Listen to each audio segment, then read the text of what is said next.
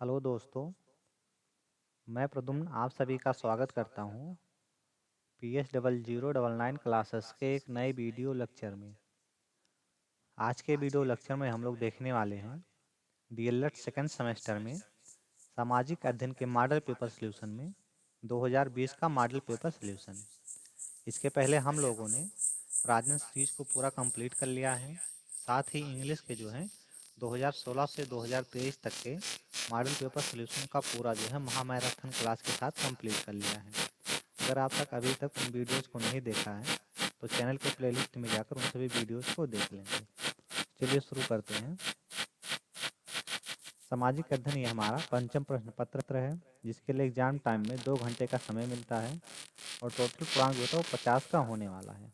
प्रश्न नंबर 1 है, ट्रायन का प्रथम युद्ध हुआ था। ऑप्शन दिया गया है 1991, सॉरी 1191, 1197, 1192 या 1994। तो ट्रायन का जो प्रथम युद्ध हुआ था वो आपका 1191 ईस्वी में 1191 ईस्वी में पृथ्वीराज चौहान और मोहम्मद गौरी के बीच हुआ था, जिसमें जो है पृथ्वीराज चौहान की जीत हुई थी।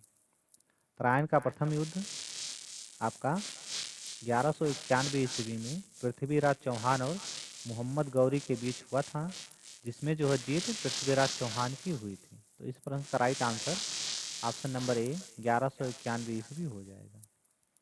प्रश्न नंबर सेकंड है, गुलाम वंश का प्रथम सुल्तान था। ऑप्शन दिया गया है इल्तुतमिश, बलबन, कुतुबुद्दीन ऐबक या रजिया सुल्तान। तो 1206 ईस्वी में 1206 ईस्वी में महमूद गौरी की मृत्यु के बाद कुतुबुद्दीन ऐबक जो है दिल्ली के सिंहासन पर बैठा।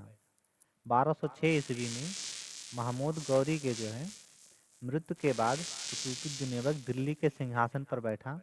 इसी के साथ भारत में पहली बार गुलाम वंश की स्थापना हुई। इसी के साथ भारत में जो प्रथम बार सुल्तान वंश की जो है या गुलाम वंश की स्थापना हुई। तो इस प्रश्न का राइट आंसर हमारा ऑप्शन नंबर सी हो जाएगा, कुतुबुद्दीन ऐबक। प्रश्न नंबर 3 है, विश्व की सबसे लंबी नदी कौन सी है। ऑप्शन दिया गया है राइन, मिसिसिपी, नील और हवांगो। तो दुनिया की सबसे लंबी नदी जो आपका नॉर्थ ईस्ट अफ्रीका में बहने वाली नील नदी है। इसकी लंबाई जो है इसकी लंबाई 55-50 किलोमीटर है। जिसकी लंबाई जो है 55-50 किलोमीटर है। दुनिया की सबसे लंबी नदी जो है नॉर्थ ईस्ट अफ्रीका में बहने वाली नील नदी है। इसकी लंबाई जो है 66 आपका दिया गया है 66-50 किलोमीटर है। इस प्रश्न का right answer option number C हो जाएगा। प्रश्न नंबर 4 दिया गया है, सक्रिय ज्वालामुखी का उदाहरण है। सक्रिय ज्वालामुखी का उदाहरण है। ऑप्शन दिया गया है पोपा, विसुवियस, फिर आपका है फ्यूजियामा या स्ट्रॉम्बोली। तो अगर हम सक्रिय ज्वालामुखी देखें तो ये हमारा है स्ट्रॉम्बोली।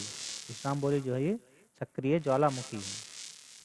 देखिए सक्रिय ज्वालामुखी, यदि वर्तमान समय में भी ज्वालामुखी विस्फोट नियमित रूप से होते हैं तो ऐसे ज्वालामुखियों को सक्रिय ज्वालामुखी कहा जाता है। उदाहरण के लिए जापान में माउंट आबे में जो है फ्यूजियामा, फिर आपका है भूमध्य सागर में माउंट स्ट्रॉम्बोली। तो इस प्रश्न का राइट आंसर हमारा ऑप्शन नंबर जो है डी हो जाएगा, स्ट्रॉम्बोली।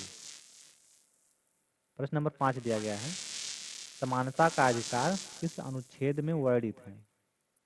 समानता का अधिकार जो है ये किस अनुच्छेद में वर्णित है। अनुच्छेद दिया गया है 19 से 22, 14 से 18, 6 से 12 या 16 से 18। तो समानता का अधिकार जो है सभी व्यक्तियों के साथ जो है अवसर, रोजगार, पदोन्नति आदि के मामले में समान व्यवहार को संदर्भित करता है। चाहे उनकी जात जो है चाहे उनकी जात, धर्म, लिंग या जन्म स्थान कुछ भी हो। समानता का जो अधिकार का अनुच्छेद है ये हमारा है 14 से 18 तक। 14 से 18 तक का जो अनुच्छेद है इसी को कहा जाता है समानता का अधिकार अनुच्छेद। तो ये हमारा हो जाएगा ऑप्शन नंबर बी जो होगा ये इस प्रश्न का राइट आंसर हो जाएगा। प्रश्न नंबर 6 है, अजमेर में किस सूफी संत की दरगाह है। अजमेर में किस सूफी संत की दरगाह है? ऑप्शन दिया गया है निजामुद्दीन औलिया, फिर आपका है मोइनुद्दीन चिश्ती, कुतुबुद्दीन बख्तियार काकी, फिर आपका देगा ख्वाजा सलीम चिश्ती। तो अजमेर शरीफ दरगाह जो है भारत के राजस्थान राज्य के अजमेर नगर में स्थित है। अजमेर नगर में जो है स्थित है, जो एक प्रसिद्ध सूफी ख्वाजा मोइनुद्दीन चिश्ती की दरगाह है। जो कि किसकी दरगाह है? तो सूफी ख्वाजा मोइनुद्दीन चिश्ती की दरगाह है, जिसमें उनका मकबरा स्थित है। तो इस प्रश्न का राइट आंसर हमारा ऑप्शन नंबर बी हो जाएगा। प्रश्न नंबर 7 दिया गया है बैंक ड्राफ्ट है। बैंक ड्राफ्ट है, ऑप्शन दिया गया है साख मुद्रा, वास्तविक मुद्रा, या प्रतिनिधि पत्र मुद्रा, या परिवर्तनशील मुद्रा। तो बैंक ड्राफ्ट आपका है परिवर्तनशील पत्र मुद्रा। बैंक ड्राफ्ट है परिवर्तन पत्रशील मुद्रा। तो इस प्रश्न का राइट आंसर हमारा हो जाएगा ऑप्शन नंबर डी, परिवर्तन जो है परिवर्तनशील पत्र मुद्रा। प्रश्न नंबर 8 दिया गया है महमूद गजनवी ने सोमनाथ के मंदिर पर कब आक्रमण किया? महमूद गजनवी ने सोमनाथ के मंदिर पर कब आक्रमण किया? ऑप्शन दिया गया है 1020 से 21, 1023 से 24, 1022 से 23, या 1025 से 26। 1025 से 26 जो है 1025 से 26 ईस्वी में महमूद गजनवी ने सोमनाथ मंदिर पर जो है हमला करके इस ऐतिहासिक धरोहर को नष्ट कर दिया गया था। यानी 25 से 26 होगा इस प्रश्न का राइट आंसर। तो ऑप्शन नंबर डी हो जाएगा। प्रश्न नंबर 9 है ग्रांड ट्रंक रोड का निर्माण किस शासक ने करवाया? ग्रांड ट्रंक रोड था, इसका जो है निर्माण किस शासक ने करवाया था? ऑप्शन दिया गया है अकबर, शेर शाह सूरी, फिर आपका है शेख अफगान, या नादिर शाह। तो ग्रांड ट्रंक रोड का निर्माण जो है 16वीं शताब्दी के शासक शेर शाह सूरी ने करवाया था। ग्रांड ट्रंक रोड का निर्माण 16वीं शताब्दी के शासक शेर शाह सूरी ने करवाया था। इसे सड़क ये आजम के नाम से भी जाना जाता है। इस रोड का निर्माण शेर शाह सूरी ने करवाया था। तो इस प्रश्न का right answer option number B Sher Shah Suri हो जाएगा। प्रश्न नंबर 10 दिया गया है भारत का नेपोलियन किसे कहा जाता है? ऑप्शन दिया गया है चंद्रगुप्त मौर्य, समुद्रगुप्त, अशोक महान, या चंद्रगुप्त जो है द्वितीय विक्रमादित्य। तो भारत का नेपोलियन जो है समुद्रगुप्त को कहा जाता है। सबसे पहले BS स्मिथ द्वारा समुद्रगुप्त को भारत के नेपोलियन की संज्ञा दी गई थी। यानी कि भारत का नेपोलियन किसे कहा जाता है? तो ये हमारा समुद्रगुप्त को कहा जाता है। और सबसे पहले इसकी संज्ञा किसने दी? सबसे पहले ये भारत का नेपोलियन संज्ञा किसने दी थी? तो ये हमारे हैं BS स्मिथ द्वारा जो है समुद्रगुप्त को भारत के नेपोलियन की संज्ञा दी गई थी। तो इस प्रश्न का राइट आंसर हमारा ऑप्शन नंबर बी हो जाएगा समुद्रगुप्त। प्रश्न नंबर 11 है वायुमंडल में सबसे अधिक जो है किस गैस का प्रतिशत है? वायुमंडल में सबसे अधिक किस गैस का प्रतिशत है? ऑप्शन दिया गया है कार्बन, ऑक्सीजन, नाइट्रोजन, या हाइड्रोजन। तो वायुमंडल में जो है नाइट्रोजन गैस का प्रतिशत सर्वाधिक जो कि हमारा है 78.08। सबसे अधिक हमारा नाइट्रोजन है। नाइट्रोजन पृथ्वी के वायुमंडल में सबसे प्रचुर मात्रा में पाए जाने वाली गैस है। तो इस प्रश्न का right answer option number C हो जाएगा नाइट्रोजन। प्रश्न नंबर 12 है निम्नलिखित में से कौन जो है रूपांतरित चट्टानों का उदाहरण नहीं है? इनमें से कौन सा है जो रूपांतरित चट्टानों का उदाहरण नहीं है? ऑप्शन दिया गया है संगमरमर, स्लेट, क्वार्टाइज, या ग्रेनाइट। तो ग्रेनाइट रूपांतरित चट्टान का उदाहरण नहीं है। यह जो है अग्नेय चट्टानों के श्रेणी में आता है। ये जो है अग्नेय चट्टानों के श्रेणी में आता है। तो इस प्रश्न का right answer option number D हो जाएगा। प्रश्न नंबर 13 है मोहम्मद बिन तुगलक जो है अपनी राजधानी दिल्ली से कहाँ ले गया था? ऑप्शन दिया गया है दौलताबाद, कन्नौज, कालिंजर, या लाहौर? तो तुगलक जो है, मोहम्मद बिन तुगलक ने 1327 ईस्वी में अपनी राजधानी दिल्ली से देवगिरी में स्थानांतरित कर दी। 1327 ईस्वी में अपनी राजधानी जो है दिल्ली से देवगिरी में स्थानांतरित कर दी और बाद में इसका नाम बदलकर दौलताबाद कर दिया। बाद में इसका नाम बदलकर दौलताबाद कर दिया। तो दौलताबाद जो है ये इसका राइट आंसर हो जाएगा, यानी ऑप्शन नंबर ए इस प्रश्न का राइट आंसर हो जाएगा। प्रश्न नंबर 14 है, अश्व अक्षांश से संबंधित है। ऑप्शन दिया गया है 30 अंश, 60 अंश, 45 अंश और 90 अंश। तो इनमें से कौन सा है जो अक्ष जो है अश्व अक्षांश से संबंधित है? तो देखिए क्या होता है, अक्ष जो अक्षांश होता है ये भूमध्य रेखा के लगभग 30 अंश उत्तरी और दक्षिणी में स्थित है। 30 अंश उत्तर और दक्षिण में स्थित क्षेत्र है जिसको हम लोग बोलते हैं अक्षांश। तो इस प्रश्न का right answer option number A हो जाएगा, यानी कि 30 अंश। प्रश्न नंबर 15 दिया गया है, गल्फ स्ट्रीम है क्या है? ऑप्शन दिया गया है खाड़ी में एक नदी, या महासागरीय धारा, या आपका है जेट स्ट्रीम का दूसरा नाम, या है ध्रुवीय धारा। तो अगर हम गल्फ स्ट्रीम देखें तो ये जो उत्तरी अटलांटिक महासागर में जो है एक प्रमुख गर्म जो है पानी का महासागर है। क्या है? तो एक गर्म पानी का महासागर है। तो इस प्रश्न का राइट आंसर हो जाएगा हमारा ऑप्शन नंबर बी, महासागरीय या महासागर। नेक्स्ट हमारा शुरू होता है अति लघु उत्तरीय प्रश्न, जो कि प्रश्न नंबर 16 से और प्रश्न नंबर 30 तक होने वाला है। प्रश्न नंबर 16 है, मौर्य साम्राज्य का अंतिम शासक कौन था? मौर्य साम्राज्य का अंतिम शासक कौन था? तो ये हमारे थे बृहद। मौर्य साम्राज्य का अंतिम शासक बृहद्रथ था, जिसने जो है 107 से 180 ईसा पूर्व तक शासन किया। बृहद्रथ की जो है हत्या जो है उसके सेनापति जिसका नाम था पुष्यमित्र शुंग ने की थी, जिसके बाद मौर्य वंश का अंत और शुंग साम्राज्य का जो है आरंभ होता है। मौर्य साम्राज्य का अंतिम शासक बृहद्रथ है, जिसने जो हमारा जो है 187 से 180 ईसा पूर्व तक शासन किया था। बृहद्रथ की हत्या जो है उसके सेनापति जिसका नाम था पुष्यमित्र शुंग ने की थी, जिसके बाद जो है मौर्य वंश समाप्त हो जाता है और शुंग साम्राज्य का आरंभ हो जाता है। प्रश्न नंबर 17 है, दशावतार मंदिर कहाँ स्थित है? दशावतार मंदिर कहाँ स्थित है? तो ये हमारा उत्तर प्रदेश के ललितपुर जिले के देवगढ़ में स्थित है। दशावतार मंदिर उत्तर प्रदेश के ललितपुर जिले के देवगढ़ में स्थित है। इस मंदिर का निर्माण सन जो है 500 ईस्वी में किया गया था। इस मंदिर में जो है सुंदर नक्काशी के जरिए भगवान विष्णु के 10 अवतारों की कहानी बताई गई है, इसलिए इसे दशावतार मंदिर कहा जाता है। इसलिए इसे जो है दशावतार मंदिर कहा जाता है। प्रश्न नंबर 18 है, तुगलक वंश का संस्थापक कौन था? तुगलक वंश का संस्थापक कौन था?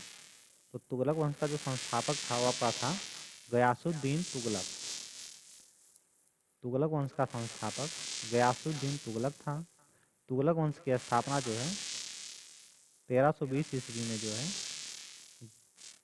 गाजी मलिक ने गयासुद्दीन तुगलक की उपाधि जो है धारण करके की थी। प्रश्न नंबर 19 है, कबीर दास का जन्म जो है कहाँ हुआ था? कबीर दास का जन्म कहाँ हुआ था? तो कबीर दास का जन्म जो है 14वीं-15वीं शताब्दी में काशी, वर्तमान समय का जो है वाराणसी में हुआ था। एक मान्यता के अनुसार उनका जो है अवतरण सन 1398 ईस्वी संवत आपका है 1455 में ज्येष्ठ मास की पूर्णिमा को ब्रह्म मुहूर्त के समय हुआ था। ब्रह्म मुहूर्त के समय में हुआ था। प्रश्न नंबर 20 है, चट्टानें कितने प्रकार की होती हैं? चट्टानें जो हैं ये कितने प्रकार की होती हैं? तो चट्टानें जो है सामान्यतः 3 प्रकार की होती हैं, जिसको हम लोग अग्नेय, अवसादी और रूपांतरित बोलते हैं। चट्टानों के प्रकार। तो समानता चट्टानें 3 प्रकार की होती हैं। पहला, आग्नेय चट्टान, अवसादी चट्टानें और रूपांतरित चट्टानें। ये होगी चट्टानों के 3 प्रकार। प्रश्न नंबर 21 है, राष्ट्रीय उपभोक्ता दिवस कब मनाया जाता है? राष्ट्रीय उपभोक्ता दिवस जो है कब मनाया जाता है? तो भारत में 24 दिसंबर को राष्ट्रीय उपभोक्ता दिवस के रूप में मनाया जाता है। भारत में 24 दिसंबर को राष्ट्रीय उपभोक्ता दिवस के रूप में मनाया जाता है। सन 1986 ईस्वी में इसी दिन जो है उपभोक्ता संरक्षण अधिनियम विधेयक पास हुआ था। 1986 ईस्वी में जो है इसी दिन यानी कि 24 दिसंबर के दिन जो है उपभोक्ता संरक्षण अधिनियम विधेयक पास हुआ था। प्रश्न नंबर 22 है, हरित क्रांति किससे संबंधित है? हरित क्रांति किससे संबंधित है? तो हरित क्रांति का संबंध जो है चावल और गेहूं की फसल से संबंधित है। खेती से जुड़ी क्रांति को जो है हरित क्रांति कहा जाता है। यानी जो क्रांति खेती से जुड़ी होती है उसको हरित क्रांति कहा जाता है। हरित क्रांति का जनक जो है नॉर्मन जो है बोरलॉग को माना जाता है। ये विश्व लेवल के हैं, यानी नॉर्मन बोरलॉग जो हैं ये विश्व लेवल पर हरित क्रांति के जनक हैं। और भारत में हरित क्रांति के पिता जो हैं उनको हम लोग बोलते हैं M S Swaminathan. Question number 23 है, ज्वार भाटा कब आता है? ज्वार भाटा जो है ये कब आता है? तो देखिए, धरती पर स्थित सागरों या महासागरों के जल स्तर का सामान्य स्तर से ऊपर उठना जो है ज्वार तथा नीचे गिरना भाटा कहलाता है। यानी जो पृथ्वी पर सागर और महासागर स्थित हैं उनका जो जल स्तर है जब समान स्तर से ऊपर उठता है तो उसको ज्वार, और जब नीचे गिरता है तो वो भाटा कहलाता है। ज्वार भाटा जो है पूर्णिमा के दिन आता है। पृथ्वी, चंद्रमा और सूर्य की पारस्परिक गुरुत्वाकर्षण शक्ति के जो है शक्ति की क्रियाशीलता से ही ज्वार भाटा की उत्पत्ति का प्रमुख कारण है। प्रश्न नंबर 24 दिया गया है, जीवमंडल की परिभाषा दीजिए। जीवमंडल की परिभाषा दीजिए। तो देखिए, जीवमंडल जो है पृथ्वी का वह पूरा क्षेत्र जिस पर समस्त प्रकार के जीवों, जंतुओं, पौधों, सूक्ष्म जीवों आदि जो है आदि का जीवन संभव हो सका जीवमंडल कहलाता है।